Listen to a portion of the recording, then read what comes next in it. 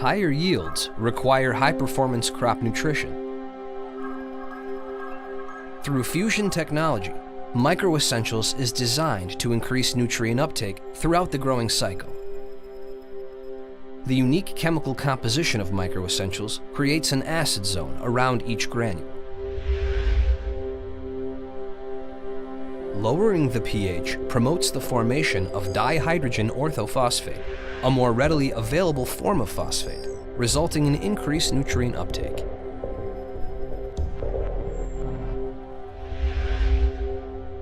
With MicroEssentials SZ, plants more efficiently take up zinc because each nutritionally balanced granule delivers zinc evenly across the field.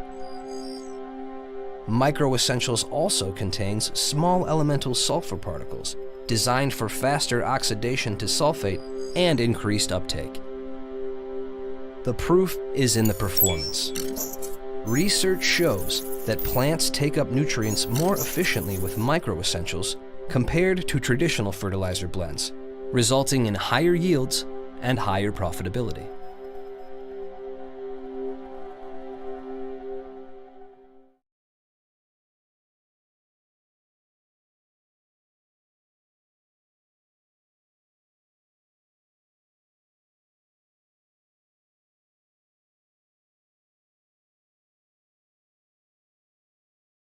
For joining us online, if you're watching us via your smart device. And this morning we're going to start with our Weather Outlook Seminar. Our guest, Eric Snodgrass, who is the Principal Atmospheric Scientist with Nutrien Ag Solutions. Eric made the move to Nutrien a few years back, almost 4 years ago now, I think, yep. Right? About that time? Yeah.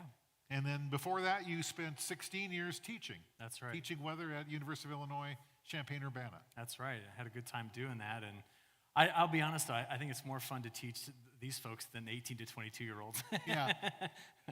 I always had to wonder about, like, when you start doing that, okay, do you just take the spring off and go storm chasing, or don't you? I wish, but I always had to teach during that. Exactly. Well, we're looking at, obviously we had a late start in this neck of the woods getting planted, not so over the entire Corn Belt, I guess. But the obvious question here is, and when we heard the guys from Pioneer talk about it, black layer, are we going to make that? Yeah. Well, there is good news there, and that is we don't see the patterns setting up to really just deliver a lot of cold air unexpectedly. Now, climatologically, we're actually sitting over the next week to 10 days at our normal peak frost time period, the first one. So we would normally expect to see that, but what we look for right now is just any big ridges that go up, like into the Gulf of Alaska, or a big one that comes into Greenland. If they do that, what gets pinched in the middle is a lot of cold, dry air with clear skies, high pressure. We tend to have one of those frost events. We dodged a bullet with the most recent event. Remember all the heat that was out west last week? That would have been a setup for us to get an early frost. Our temperatures got down there cool, but did not get down there into that dangerous range. So if we need to buy another 10 to 15 days, at this point, the forecast looks favorable for us to get there. Sure. Some of this crop actually probably take 3 to 4 weeks yet even in certain areas, so that crop's still at risk. It would be, and that's only because, you look historically, and to get into October, this far north without having a frost is pretty rare. It can happen, but we would just really need to see more persistent flow staying in Canada. Get the jet stream north and leave it there, and that just prevents us from getting that cold air in place. So is there a chance that we could get through the first week of October without widespread frost damage? Sure. There's no indications right now from any of our major modeling centers, from any of the statistical approaches, the analog forecasts, that we're just going to dive deep into cold air before we start the month of October, and we may get away with the first week being warm as well. So I'm hoping your crop finishes well. The nation needs it to finish well. I've been around the entire Corn Belt this year, and there are a lot of places that are really hurting, so we need these numbers to really come up here to support the national numbers. Speaking of that, as far as harvest weather goes, what are we looking at? We're looking at warm, dry, cool, wet. What do you see? I tend to really like looking at the long-range European model forecast. It's typically regarded as the best in the world, and I've been watching its performance for months, and I'll tell you, it does a good enough job that I keep looking at it, right? That's the litmus test there. It wants to give us all a fantastic harvest. It wants to bring in drier conditions with no early cold snaps. So if that's the case, we would love it, because then we'd also get all of our fall application done and really get us set up for that next year. So the models right now are very aggressive on giving us the solution we want. Now, there's always caveats to that. You go over to the eastern Corn Belt, all those folks are worried about is something coming up the gut of the Mississippi River, like a big tropical system, which we haven't had so far this year, but they can come through and get into Tennessee, Illinois, even Kentucky, of course, and hit Indiana and Ohio and just soak us with 5, 6, 7 inches of rain. That would absolutely decimate the crop. We're also just keeping an eye out on anything that could invigorate a system coming over the Rocky Mountains. So I'll be honest, there are a couple of events that are taking place over the next 7 to 10 days. They're going to come out of Wyoming. That could increase the rainfall chances around here, but most of the rest of the Corn Belt's going to be drier. Sure. We had, this crop seemed like it caught up so fast. Yeah. Is there a reason for that? Well, we had throughout the entire summer a big ridge of high pressure down in the central and southern plains. So you were on the edge of it, which means we got the heat, but we avoided the excessive heat. That was all in parts of South Dakota, Iowa, Nebraska, Kansas, Oklahoma, Texas. In fact, I got to go to Texas tonight. I am not looking forward to giving a talk to those folks tomorrow, because they had what you had the previous year, which was exceptional drought and heat. So we were just close enough to that ridge that we really stayed within the beneficial temperature range. We caught up after the major deficits early in the season. The floodwaters early in the year, yes, it pushed us way late in planting, but it also kept soil moisture for a big part of the season at a decent enough level that when the crop got going, well, we heard from right here, the Pioneer crop looks pretty darn good at this point, and that's largely been because the rest of the season was favorable. I had heard, too, that you look back on our average rainfall, and we're sitting at about average. Yeah. It's just that we got it all early. Yeah, you were at one point in May 150% of normal right here in Fargo, and now you're at about 107. So, and that's fine. I'd say that's fine. It was terrible for planting, but the good news is we didn't just fall off a cliff with rainfall. We still had events that came through that make the crop look good. And it looked good when I flew in yesterday. I was like, holy cow, it looked pretty good from up in the air. Is that common to see us swing from a drought situation like we had last year to being a wet spring this year? Does that happen a lot? Wow. You live in the northern plains. This is the most unpredictable place on the planet to forecast the weather. I have not seen one that's gone from record drought to record flooding. That's kind of event we haven't seen in about 130 years. So just to make that point again, we finished last winter with over 40 inches in deficit on snowfall. So none of that was there to melt into the soil early, and then it was dry. So we had, across much of the northern plains, the Dakotas, in Minnesota, we were in the exceptional drought category on the drought monitor. Texas was wet. Texas was cool. They were happy down there. This year, that whole thing has just reversed itself. There were 5 climate reporting districts that line the Red River that had their wettest springs on record. And then that pushed us so late in getting a crop planted, but we came out of it okay. The area south of us, southern Minnesota, northern Iowa corridor, not so much in the Sioux Falls, South Dakota area. That's a little drier yet, but that crop looks like they had almost an ideal season there. They did better. It was certainly better than I think you saw west of there, like in the rest of South Dakota, Nebraska, western Iowa. They had good, timely rains. And what was interesting this year was when the crop finally did get established, it was after all of the big severe wind events we had in spring. Do you remember back on May 12th, we had a system that came out of Kansas, hit half of Nebraska, the southeastern side of South Dakota, western Iowa, and then cut into Minnesota. The land area covered by the wind damage for that was more than 150% of the land area from the 2020 derecho in Iowa. That's how big that was. Now, it destroyed a lot of pivots throughout parts of Nebraska, and it caused a lot of damage to infrastructure like grain bins and things like that. But we didn't have a crop fully in at that point, which meant crop damage was limited.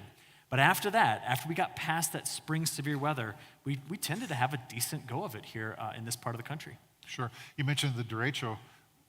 2 years ago, we never knew what that word was. Yeah, I know. We've been talking about it for 40 years, but it got into the news and made its way around. And it's a Spanish word, and it's translated as straight. So it went west. I'll have to say that I was expecting them to see the low yields and the pollination problems, because there were some locations in Nebraska that saw 15 days between July and August of high temperatures over 100 degrees Fahrenheit, We then were adding up the number of nights where the lows were over 70, and getting up into parts of Nebraska, Iowa, and Illinois, there was upwards of 30 days where the overnight lows were above 70. And that's just not good in July and August for the corn crop to continue. In addition to that, we did see the problems the farther west you go with dryland farming. The extent of the drought was just wiping out crop entirely. But one of the biggest surprises for me was I live in a county called Champaign County. And it was funny because 2 weeks ago I was giving a talk in Virginia. And while I was out there, those were all corn and soybean farmers from Virginia. And I had to explain to them that my little county in Illinois produces 150% of the state of Virginia's corn production. We were in exceptional drought in this one little spot. You then get up to parts of northwestern Indiana.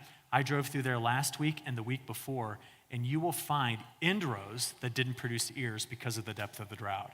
So there's these pockets that really just fragmented the whole country. So identifying where the garden spot was is hard this year. Sure. Speaking of that, how important is this crop up in the northern plains, kind of the fringe areas of the Corn Belt? It's absolutely huge this year because of the damage we saw in the eastern Corn Belt from early severe weather, the drought in Indiana and Illinois, the fact that Nebraska was hit so hard with drought this year, and Iowa's numbers aren't huge, which means we have to rely on this section of the northwestern Corn Belt to bring up the national numbers. But we've hit too many other places to really, keep the number high.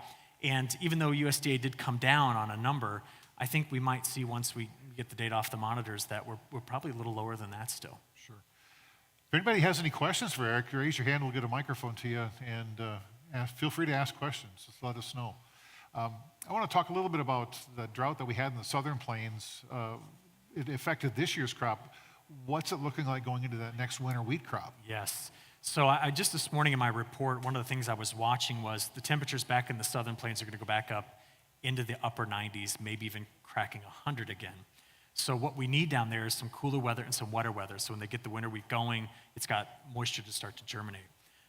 Right now, though, with the heat that's coming back into the plains, the southern plains, we're talking about evaporation rates up to 2.5 inches a week, which means they're going to slow down all of that planting progress and just wait until we get more favorable conditions in there. So I'm quite concerned about that. Plus, the soil moisture values are so low already, you just worry about how to get that winter wheat crop started. But given prices and the things we've been talking about, there's folks that are wanting to go after it and really get this crop established and going. So it'll be interesting to see how that plays out against what weather's doing. We've had, 2 or 3 different hurricanes lined up. Nothing ever seems to make the Gulf. No, it has been so dry and so dusty out in the open Atlantic that systems keep trying to go through and they just have to chew on that dry, dusty air and can't make it. Yesterday, the 12th, was the peak of the hurricane season climatologically. We've only had 5 systems. And the 2 most recent, Danielle and Earl, were the strongest, but they stayed out. We call them fish storms. They're just out in the middle of the Atlantic. So we have yet to see anything bubble up in the Gulf. That's going to come up, possibly into lower Mississippi River Valley. And we're kind of all sitting and waiting. We got 2 systems we're watching today. One's got a 40% chance of surviving. The one behind it's a 20% chance of surviving. And if anything, they might hit the southeast, like Florida to Georgia, maybe up in the Carolinas. But that's 10 days away from now. I don't remember a season where I've seen such a lack of activity in the Gulf as this year. It's been too windy down there. Sure. Well, and the expectation was we were supposed to be a very active year, wasn't it? Oh, yeah. I was right at the front of that line saying, holy cow, we've got a La Nina, which means we typically have low wind shear across the Atlantic, and the ocean temperatures were hot. Those 2 things are just, that's the best recipe you can get. And historically, La Ninas just favor much more active Atlantic hurricane seasons. So to see the Saharan desert put so much dust into the open Atlantic that these storms can't get through that dry, dusty air is really saying something for it. Sure. You mentioned La Nina. Sounds like that's hanging around a little longer than expected? Yeah, we do expect the La Nina to maintain its strength. It's about 1 degree Celsius below normal right now. That's the ocean temperatures right on the middle of the Pacific Ocean. We expect it to last through October, November, and December. What I'm most concerned about is when the La Nina starts to break, it'll break fast, which means we could start our winter with a La Nina. What that means for the northern plains is jet stream flow comes out of the northwest. We tend to have a lot of drier snow, but a lot of snow, and it gets cold. We tend to have a good cold winter out of this. Now, I say good cold if you're going to be trying to calve in January or February. That's a different story. But a good cold winter, freeze the soil, bust it up, that's all good news for the ground. What typically doesn't happen when there's a La Nina is we tend to get two branches of the jet stream normally. When there's a La Nina, you have the branch that comes in and dives into the northern plains, and then you don't get the subtropical branch that comes into California. When there's an El Nino, you do. Now, you look back since 1950 at every single major El Nino or La Nina event. When they end, they rarely just go back to normal. They always overshoot, which means if you have a strong La Nina, it tends to just go straight to an El Nino. Strong El Nino comes to a straight La Nina. What I'm trying to say here is that we may start winter in one pattern and finish almost behaving like an El Nino. And what does that mean for all of you? I do not see that setting up any sort of a risk of drought going into 2023. That's the biggest story of it. How does that impact South America then? Oh, they don't want this at all. South Americans, they want to keep La Nina around for as long as they can in northern Brazil. La Ninas tend to deliver a lot of rainfall in like big states like Mato Grosso early in the year, and we're seeing that right now. So they can start planting 2 days from now. And when they start planting, they're going to want to go as fast as they can so that the crop is established, the first crop of beans is established, so that they can get the second crop of corn in or the safrinha crop in right on time. Any delays ruins that second crop, which is corn. So right now, the moisture is supposed to return on time, which means they're going to plant aggressively after they get about 2 inches of rain. They wait on rain to plant down there. Southern Brazil hates La Nina. Argentina hates La Nina. And this morning I was looking, right now there are pockets in Argentina that through the month of August into early September, which would be their kind of their late winter, early spring, they are having a very dry go of it. In some places, driest in the last 40 years. So it's interesting. In Brazil, northern Brazil loves La Nina, southern Brazil, Argentina hates it. You flip that over when there's an El Nino. So that's just how it works. It's an interesting pattern. What would be detrimental to them is if the La Nina crashes in December.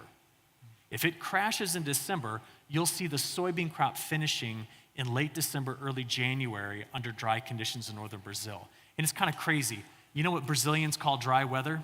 Only getting 1.5 inches of rain a week. That puts them in drought. I'm not joking with you. Some places up there get 3 to 4 inches of rain a week, and they need it given their soil just to get that water to drain out. It's crazy what they deal with in Brazil. Sure. You mentioned the Argentina further south. Their climate's a little more like ours. It is, yeah. Yeah, and they have a westerly wind belt, and they have a big mountain chain to their west. Like we have the Rockies, they've got the Andes, so they rely on strong jet stream level winds to deliver multiple systems. The only tricky thing is they all spin the opposite direction down there, so you got to get used to that. Yeah. But if that doesn't set up or it stays too far south near Antarctica, they go into serious drought. And that's a concern when there's a La Nina. So yeah, that's the risk that they're going to be running. Do they wait to plant then too, or do they go ahead and just plant? No, they actually have soil much like we have. So if the moisture is there, they're going to go after it. They don't need to wait on the rains. In fact, I was told that if I were to get on an airplane blindfolded and they flew me to Argentina and took me out in a place called Santa Fe, I wouldn't know that I wasn't in Illinois. I mean, I might be able to see the Andes way off in the distance, but it would look very much like it does in Illinois. Okay.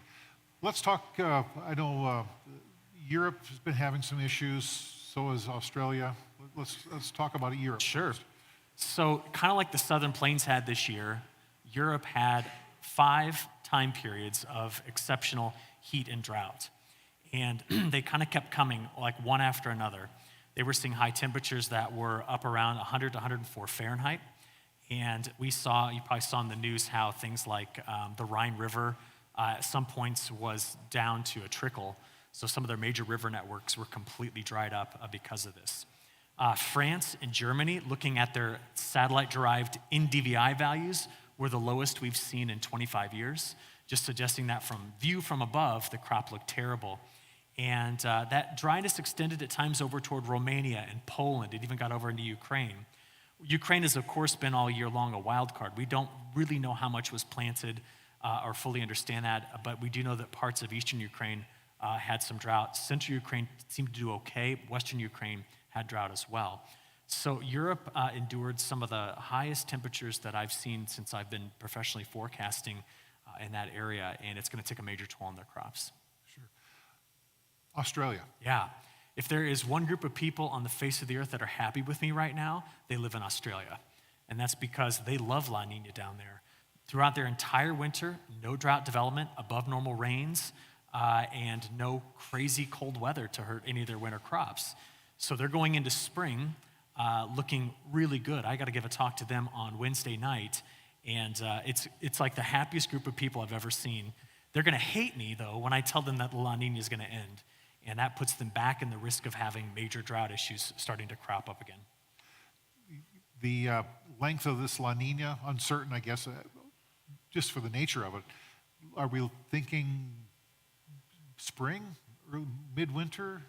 Let me tell you a failure on my part first, and then I'm going to tell you what I think, okay?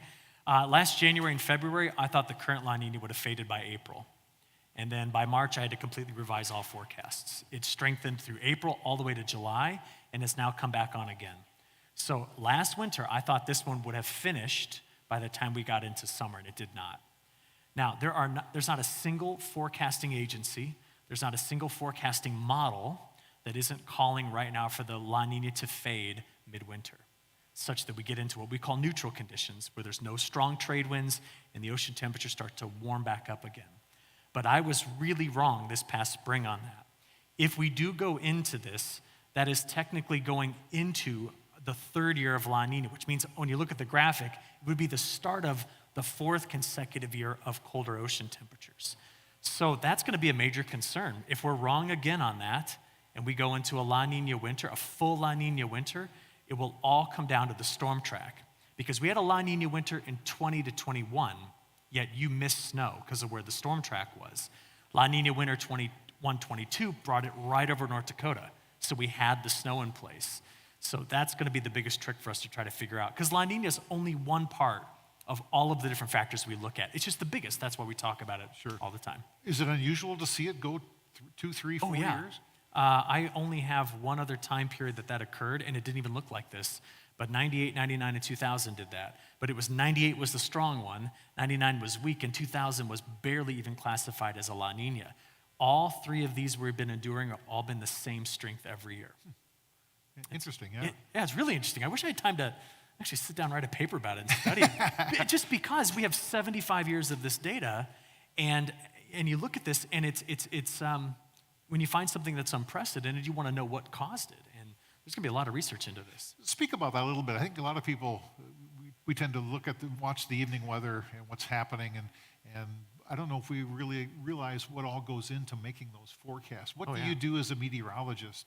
Sure. I was telling somebody this a couple weeks ago. Someone asked me, when will you, as an atmospheric scientist and meteorologist, when are you going to get to where you are really confident when you're forecasting? I said, that's easy. It'll be the day I retire, because that'll be the day where I have the biggest body of knowledge about what the atmosphere can do. It's just going to build every single day. And that's what's happening. The amount of data that we collect and process is just incredible. And it's building this big, reservoir of information on which we can draw on past experiences. So we tend to do weather forecasting really in 3 different ways. We have our climatological normals, which means we could tell you what the average is outside of there. The first forecasting challenge is to know how far from normal you're going to be. To do that, you can rely on analogs. That's where you look historically, try to match up the current weather pattern with historical ones, and just see what it did in the past and use it as a proxy for the future. The third thing is with our dynamical models. You probably hear people like me talk about the European model or the GFS. These are huge global weather forecasting models that are run on the most powerful computers on the face of the earth, and it's their job to solve a set of equations that predict the future state of the atmosphere. They're really quite good. Right now, our 7-day forecasts have over 80% accuracy. And to be able to predict anything 7 days in advance is amazing. What unfortunately happens is that folks, I think, tend to think we can predict beyond that with accuracy. We cannot. It's just nearly impossible to do that. So what we end up doing is giving you ideas about being above or below average and what the risks could be. But there is no such thing as an accurate 6-month or 6-year forecast, for that matter. We are not capable. We got a question down here. Yeah, I had a question. You're saying the 7-day forecast is what you can do. In your opinion, you said the 22 growing season is going to possibly end in October rather than September this year. Looking at the October forecast right now, I know that's a long ways out, but that's when we typically do our harvest here. Yeah. You think we're going to be able to do a swift harvest, or are we going to be combining corn in March? I hope to God you're not combining it in March. I remember in 2020 March of 2020, we were still cutting corn around here. It was crazy. There is no evidence right now for me to tell you that you're gonna have a slow harvest. But I just say that there's no evidence. I couldn't look at anything today and say, gosh, it looks like mid-October we're gonna get hammered. We're gonna see these events take shape that are gonna really ruin the harvest. There's just no evidence for it right now. But let me give you a good case in point of something to think about here. Last October 13th, so meteorologists, we tend to remember dates, okay? On October the 13th, I will never forget the storm system that came across the United States. Now, it didn't dump rain too far north up here, but from Wyoming to Ohio, it dropped 3 to 6 inches of rain, and back in Montana and Idaho, up to 2 feet of snowfall. Down south, we had a severe weather outbreak, and where I farm, or not where I farm, but where I live, all the farmers around us, they were chased out of the fields for 15 days because of how much water we had in October. Now, up to that point, the question is, when did we know that that one system was going to disrupt so much of harvest? So there was some great research done back in the late 1940s by a guy named Edward Lorenz. Now, he's famous in physicist circles because he studies chaos theory. And this is what's amazing about what that guy studied. He was asked in the 1940s, how far out into the future will the weather forecast ever be accurate? And the accuracy was defined as within 3% of what was actually going to happen. And like that, the guy goes 21 days. Just rattles it off. And we're all sitting like, 21 days, that's a very specific number. Where did we come up with that? Well, this is what we learned. We've repeated his research every decade since then, since the 1940s, and found that the theoretical limit on an accurate forecast is about 21 days. We're nowhere close to that right now. But here's how we knew that. I went back to that October 13th storm that caused so much harvest disruption in the United States and traced its origins back. Because it was, at one point, a jet stream wave in the Bering Sea. Before that, it was near Japan. Before that, it was the remnants of a once strong typhoon. Before that typhoon formed, it just came right off the equator as a little wiggle in the flow of the atmosphere before merging and becoming that whole large system that eventually went through and wiped us out for harvest. You know what was interesting? I couldn't find it back, its origins, more than 21 days before. Which means if you want to predict something in the future and know it with accuracy, because weather systems don't have you can call it a memory longer than 21 days, we'll never be able to forecast them out beyond that. So when you do hear these long-range forecasts, we're basing it mostly off of those analog techniques. Here's the current state of the atmosphere. You know what it looked like this, and I'm just making these years up, but 1990, 1998, 1975, whatever. Stitch those together, what did we get when it looked like that in the past? And that's what I'm telling you now. I don't have any indications that we won't have an on-time harvest. But if that changes, it'll be something brewing in the Pacific that gets here. And that's why every single day I release a weather report so that at least you may have a 10 to 15-day window on knowing when something like that might happen. So that's why we're hearing meteorologists go back well, this year's setting up like. Yeah. But this is, if you want to really know how bad we are at our jobs, okay, we did a study at the University of Illinois, and we wanted to see if we ever had what's called a perfect analog. In other words, today looks exactly like sometime in the past. We did 50,000 simulations, didn't find a perfect match, which means the atmosphere is always doing something new. And I think that's pretty cool, by the way. That gives, I rely on you all having short-term memory loss, and I rely on the atmosphere giving me a new problem every day to forecast. So there you go. Let's talk a little bit about, we haven't talked about China and the issues going on there, and their severe drought areas, plus after being so wet last year. That's right. So in China, the number one thing that we forecast for them every year is something they call it the Meiyu front. Meiyu front. It's a monsoonal feature. So if you can just imagine my hand is China, the Yangtze River is right in the middle of it. And the Meiyu front will sit on it, which typically makes southern China extremely wet. This year, the front was never there. Just didn't manifest itself. So on the Yangtze and south, they had incredible drought this year. We started talking about it back in June because June's typically a wet month, and it was just comments like, it is getting dry in China. We need moisture there. Now, it's not a place where we grow a lot of corn and beans, but the Shandong province it's about 10% of their corn and bean production, and they were dry. What is crazy about this is the drought has been unrelenting, and it has not stopped. And for the next 45 days, some places down there, we're not forecasting any rain. So that drought's going to deepen. What just blows my mind is that the Yangtze River, which runs along the northern edge of what we call southern China, there's about 350 million people that live on that river and its tributaries. And for context, that's the entire population of the United States. The river is so low right now that there is risk that the Three Gorges Dam will not be able to meet its hydrologic production. They're having trouble getting barge traffic up and down it. And if it goes into drought as they go into winter, that means automatically that drought will probably carry into the 2023 growing season.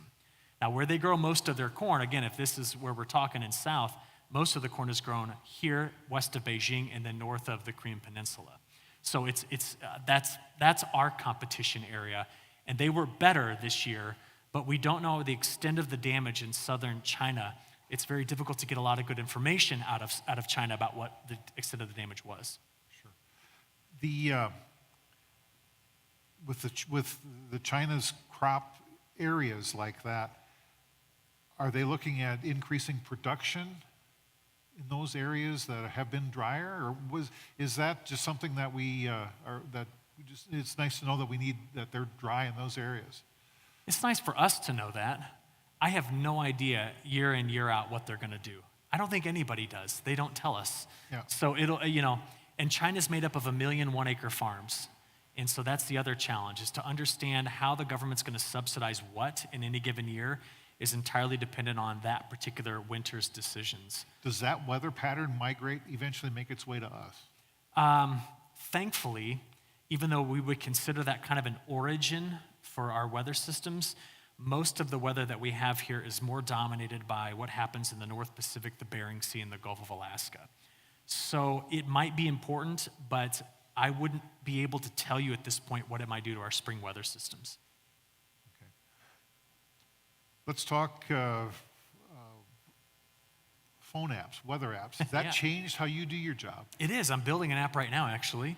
I've been testing out several of the things, and we hope to be able to release what I hope to be just something that kind of levels the competition with giving you ag-specific weather information. What's interesting about most phone apps right now is that, by the way, it is the most checked app on your phone. So if you've wondered it's the weather app on your phone. The billions of API calls that happen every day to the phone, though, mean that we don't often have a human weather forecaster altering the forecast to make it more accurate. So sometimes it gives you misinformation because it's literally just hitting a huge database of weather information and spitting it out on your phone.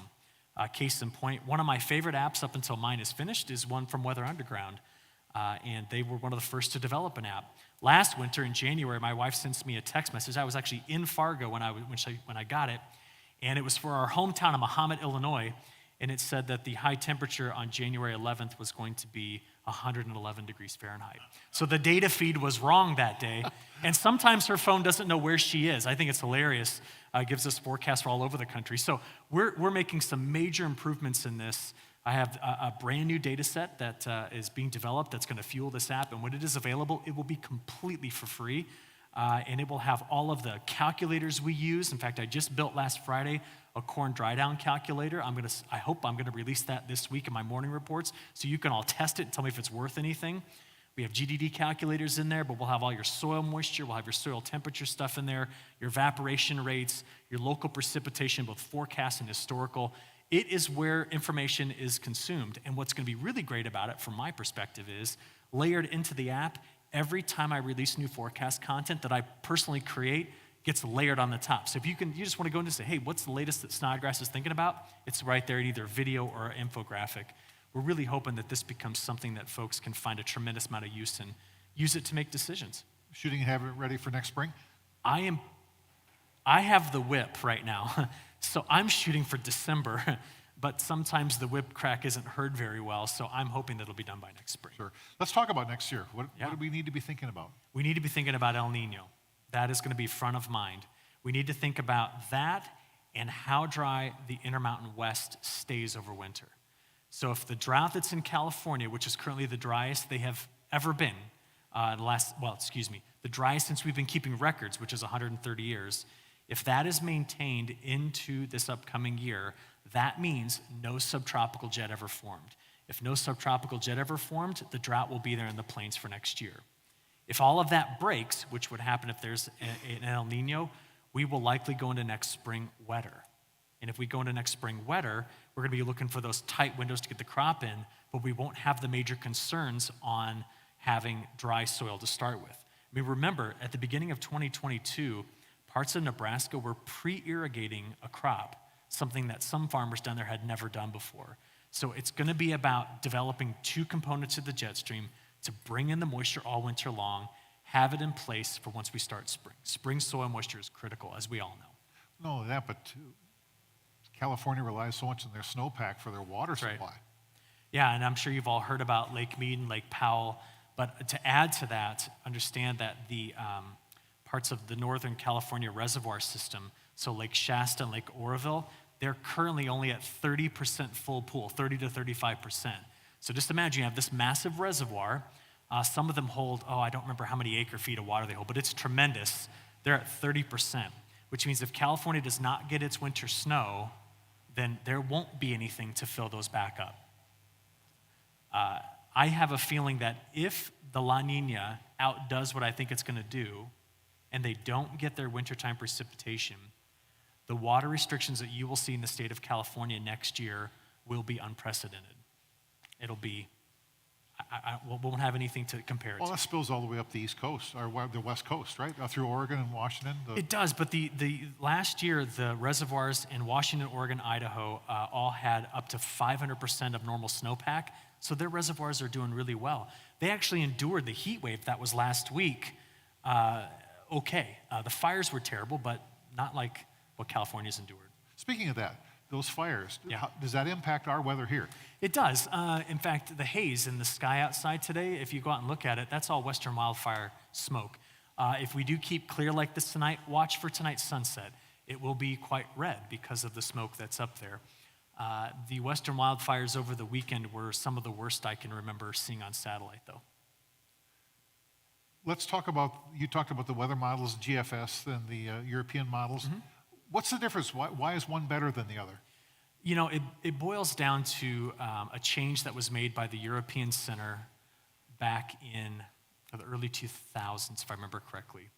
They adopted a technique called, I forgot the name of it, but here's what it does. 4D VAR, that's what it's called. While the model is running, predicting the new forecasted weather, they are assimilating the current weather as it happens. The US models right now, some of them are catching up to that technology, but what happens is they take a static moment in time, use that as the initialization, and start the forecast. By incorporating the changes as they occur while the model is running, it ends up increasing the accuracy by 3 to 4% over the US models. Now, the good news is we're making major investments in the US models to bring them up to that technology, which interestingly enough was developed at US universities. It's just that the Europeans funded the upgrade of their computing systems to handle it. So what we do is we use both all the time. Each has their strengths and weaknesses, but at Nutrien, we pay $250,000 a year just to give you all access to the European model forecast. And I've also seen your forecast where you're doing, especially storm tracks. Yeah. You show the different models and the different tracks. How many different models are there out there? Well, the European model runs 51 different times. The GFS runs 31 different times, so we're already at 82 there. The NAM runs another 30 times. That's a high-res model in the United States. We're at 110. If you include all of the other models, I don't often use the Canadian model. If you like snow, use the Canadian model. It'll predict snow in January, or in July if you wanted to. So I don't use it. But we will blend together and use over 130 weather forecast model simulations every day to give a prediction. Yep. Talk about your day. What time when do you sleep? Let's put it that way. Yeah. My day usually starts about 4:45. That's when I wake up. And my first thing to do is to go to the coffee machine, and then I sit down and start a forecast. And the reason why I start that early is we'll have all of the fresh data in from what we call the 0Z runs. Those are the model runs that happen overnight. So when the markets open in the morning, they're going to base, if there's a weather story, off of the 0Z runs. So then I put together a morning report, which you can all have access to completely for free. It's a national report, and I try to get that out the door by between 7:45 and a little bit after 8, depending on how the morning goes. Then after that point, I usually do different forecasting videos all over the country for different groups. Then I wait for the afternoon runs, put together a few long-range forecasts in the afternoon, and then go back to bed and do it again the next day. Sure. And in between, I do about 150 events all over the country a year and talk about it. We had a lot of the wind this past spring you mentioned. That's unusual too? That was really unusual. Yeah. The sheer amount of wind that we saw from the western plains through the northern plains this past winter and spring, it's going to sound silly when I tell you this, but the total average wind difference for the whole time period was 5 miles an hour faster than normal. You're going, really? 5 miles an hour? But that's 6 standard deviations away from the mean, which means you saw windy days where there was 50 to 70 mile an hour winds, sometimes without any precipitation or cloud cover. So we were sandblasting a crop in certain places. We were bringing in, every time a big storm system would come over, it'd make a big dust storm with it. I honestly just can't remember a time I saw so much strong wind so early in the season. Thankfully, it backed off late, but the reason for that was the jet stream came into the northwest, went straight to Ontario. So you were mixing high momentum air down from the jet stream level down to the surface. Now, it's much weaker because the winds up here were 250 miles an hour, but they just stayed in line with one another the entire spring and early summer, winter through early summer. Well, we saw that here with some guys who ended up planting some of the crop 3 times. Yeah, I've never seen wind damage like that without thunderstorms. Yeah. As we begin to wrap things up here, we got about 15 minutes or 10 minutes left or so. Talk about, let's do a kind of a bow on looking at harvest weather and then maybe through next spring. Yeah. So again, this harvest at this point, every single forecast model we've got suggests that if there's a storm track, it will likely stay in the southern Canadian prairies, which means we'll tend to have more drier days than wetter days. If you ask me, it seems as though we're looking at a system rolling along that, that border area about once a week. But that's not too far away from normal for us. Question is, can it draw enough moisture from the Gulf of Mexico to be wet? So the systems come through, but do they have enough moisture in it? Because the models suggest that they don't, we see a drier harvest overall, and at least for the next 10 plus days, there's no risk of an early frost. But we're moving right to the climatological average for frost, so that risk is there no matter what. Beyond that, thinking about our fall, their spring down in South America, we expect South America to plant quickly, the northern growing areas like Mato Grosso. And just for size scale, in case you've never seen this, Mato Grosso, you can fit 9 Indianas in a Tennessee inside of Mato Grosso. That's just one state down there that grows corn and soybeans. We expect them to plant very, very quickly. The drought issues are south. Now, our spring next year, it will all hinge on the development of some sense of a subtropical jet. Now, just a quick refresher on that. Imagine I'm holding the United States, so here's the West Coast and here's the East Coast. Last year, the jet stream came in the top right over the Pacific Northwest into North Dakota. We needed to do that and also have at the same time a piece that comes into California and meets here.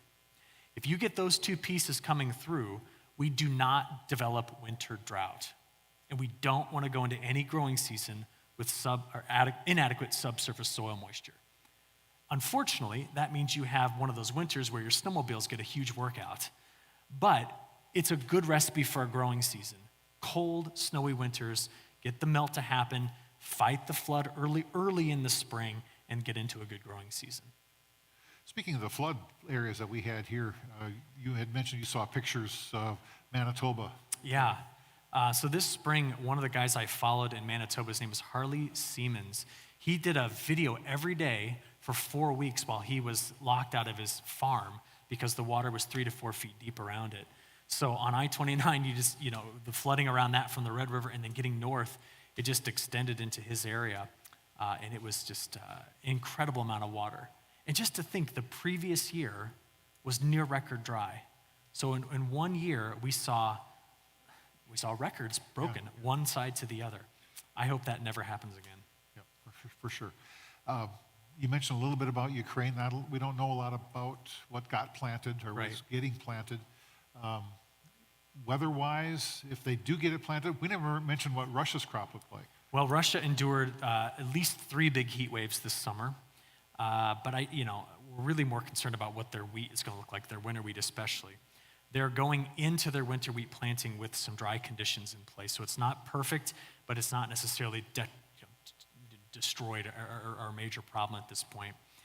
So Russia's going to be a bit of a wild card going through winter to see where they play out. By the way, you asked something earlier about Australia. I read a paper last night that was just published a few weeks ago about the Tonga volcano eruption. Now, this was back in January of 2022. When that erupted, the very first thing we all wanted to know is, did it put sulfur dioxide into the stratosphere?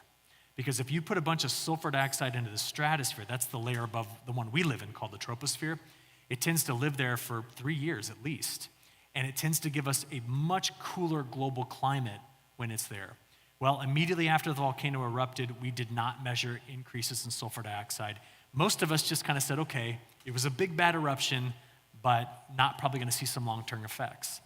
Well, it turns out all summer long, we had a group of scientists at Jet Propulsion's laboratory studying the water vapor that it got put in the atmosphere. And this is, I was not watching. I thought it was done. We don't have to talk about it anymore. But where the caldera for that volcano sits was about 400 feet below the ocean's surface. So when it erupted, it vaporized the ocean 450 feet above it. And that water got ejected into the stratosphere. Now, we call the stratosphere because the atmosphere is stratified. Tropos in troposphere means overturning. That's why the weather here is turbulent. Up there, it's stratified. Now, why am I telling you all of this? Well, when you put something in the stratosphere, it stays there for a while. We actually increased the total water vapor content in the stratosphere by 10% with that one volcanic eruption. And I just read the paper on it last night going, holy cow. It's the biggest stratospheric injection of water vapor that we have on the historical record. Now, we're all sitting here going, well, what is it going to do? It's in the southern hemisphere.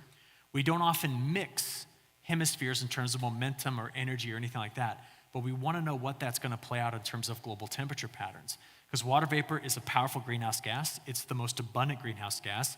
It's responsible for 50% of our natural greenhouse effect. Which means you put more of it up there, it may have a global warming effect, all from that one event. So what that might mean, I think plays out more for Australia and South America than for us. But all of a sudden, something I had written off as a one-off event, I didn't have to think about again. We're going to be watching it all winter long to see if it has an effect on temperatures. All right, we're about to wrap up. Anybody have any final questions for Eric? You've never been asked this question, but how do you feel about climate change?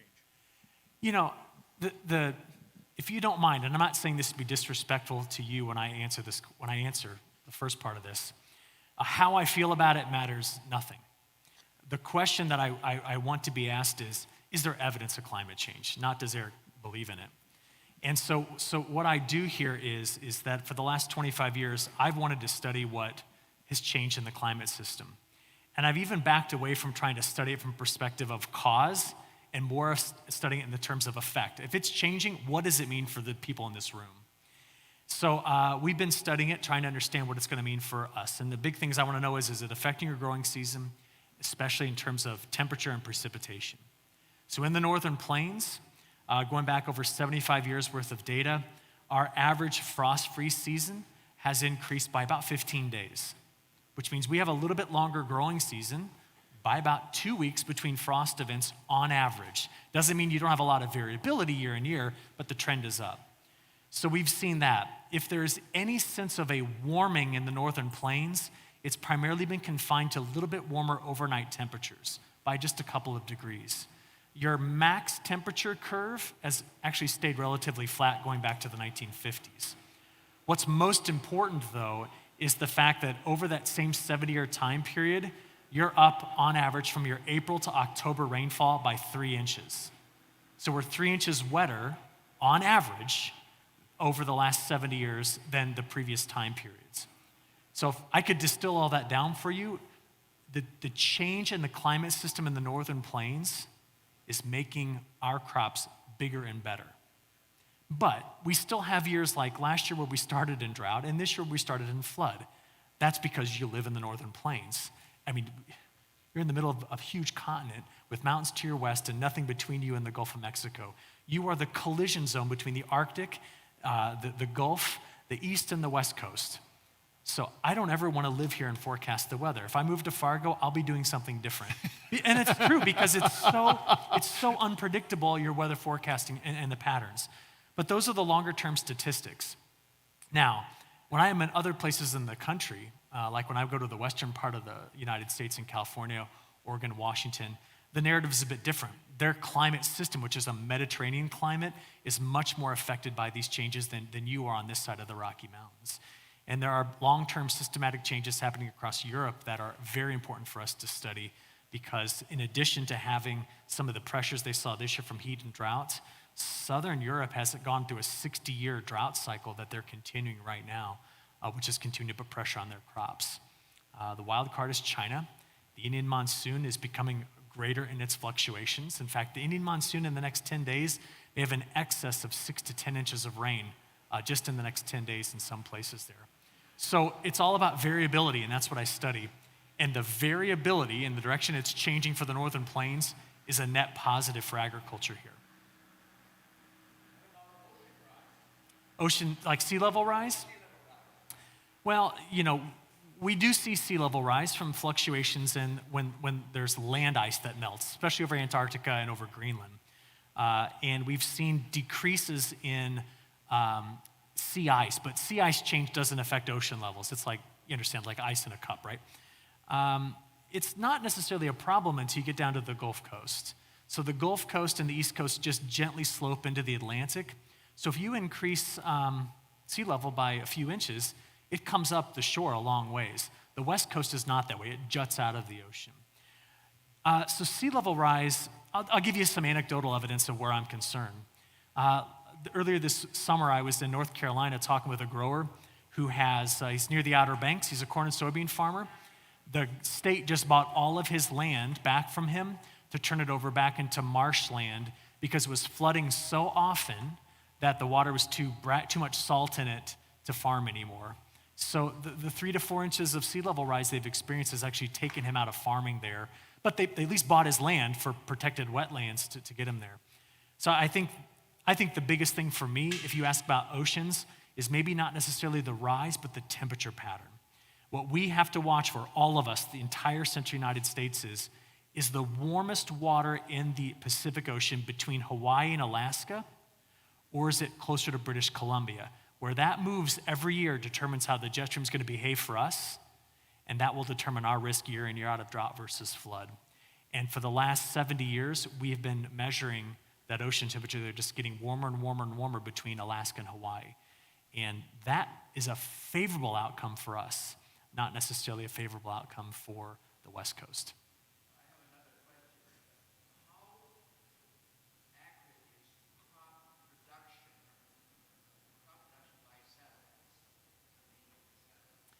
Now, one of my degrees is in that topic. He asked how accurate is crop production estimates by satellite. And so I helped design one of the satellites we have up now. It's called MISR. Sitting next to MISR is another one called MODIS.